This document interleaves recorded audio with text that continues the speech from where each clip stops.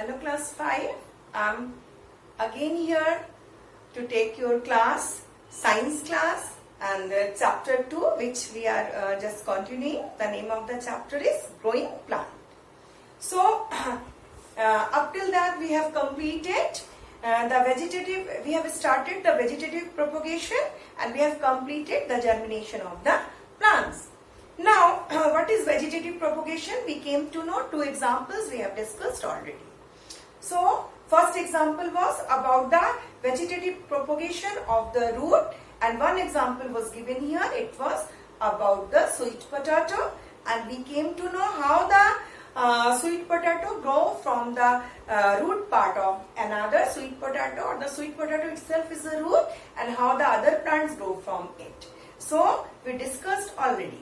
Now today we will discuss another parts of the plant which are capable of growing new plant. So the other parts of the vegetative propagation is stem. As we know, few stems are underground stem and few stems are growing upward. So one underground stem is tubular stem, or which we have discussed already, that was potato. Now few plants stem we can cut them, and if we take a part of the stem and sow it some another place or in a soil, from that part a new plants come out. But what is essential condition of that part of the stem? There should be buds should be on that part. So what kind of stem part we will cut out from the plant? If suppose rose plant is growing in your garden, or somewhere you are seeing a very good rose plant is there, and you want same kind of roses in your home. So what will you do? You can take out one piece of the stem from that rose plant, or from that rose plant.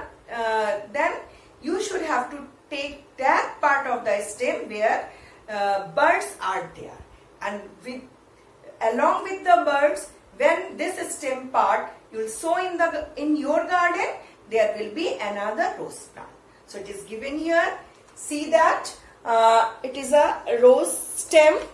As we know, this is the rose stem, and from this rose plant we can cut a part of the stem, and here are two buds. So when we are cutting the stem, there should be buds within that part, or within that stem part. Otherwise, no growth of the new plant will occur. So there should be buds, and then from this stem part, along with the buds, you will see new leaves will grow, and gradually this stem part will changes into a new rose plant.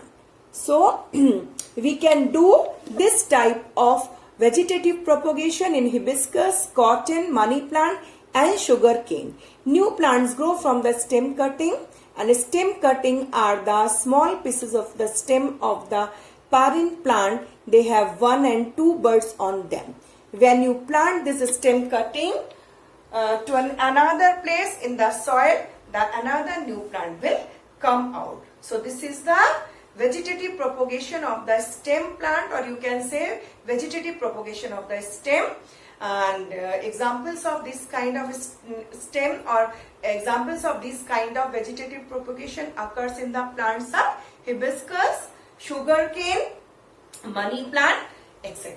So we can sow this stem or the part of the stem in the soil, and we can find a new plant from this part of a stem or the piece of a stem. So this is the vegetative propagation of the stem. Next one is new plants from the leaves. We know the example of the plant by which we get the new plant from the leaves, that is bryophyllum. If you see the leaf of the bryophyllum, the margin of the leaf is always curved, or you can see the grooves are there. From these grooves the new plants will grow, or the new plants come out from the grooves of this leaf. So this is a vegetative propagation from leaf. So what is the example of this kind of plant? That is Bryophyllum. See this plant or see this leaf. This is the leaf. You can see the grooves of the leaf or the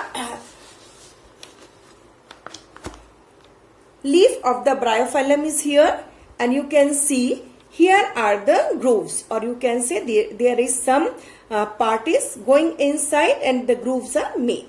And from these grooves, at first the root will come out, or adventitious roots will come out, and the new leaf will form this from the upper part of this root. So by this way, if each of this portion is actually a new plant, or if will grow a single portion of this groove or this bud to another pot, it will grow into a new plant. So these grooves, there are buds, and from these buds at first the roots will come out and the leaves will come out and will changes into a new plant. So from this leaf we can get lots of new plant. It will sow them separately to another pots. So this is a vegetative propagation of the Bryophyllum, and they have buds on their edges or the margins. When such leaves are kept in the moist soil, these buds grow into new plants. Begonia also reproduces through its leaves. So the example we have seen Bryophyllum, and another leaf is Begonia. From the margin of the leaf we can see buds are there within the grooves, and these grooves, or from these grooves, the new plants will grow. It will sow this part or this bud into another moist soil or in a pot. So you can see the another leaf will come out, and from this leaf further we will get lots of plants. So this is the way to propagate the Bryophyllum or begonia leaf. The third vegetative propagation is given here. It is in a fern.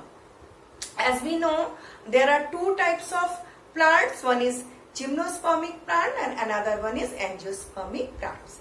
Angiospermic plants means the plants which are having or which can produce seeds. But gymnospermic plants cannot produce their seeds, and their seeds are actually naked. There is no fruit. So fern is also a different kind of plants where no flower and fruits comes out. So it is a type of plant, you can say, such just like the fern and the mosses, they do not have flower, they do not produce seeds. So they produce tiny spores. Where they are producing the tiny spores?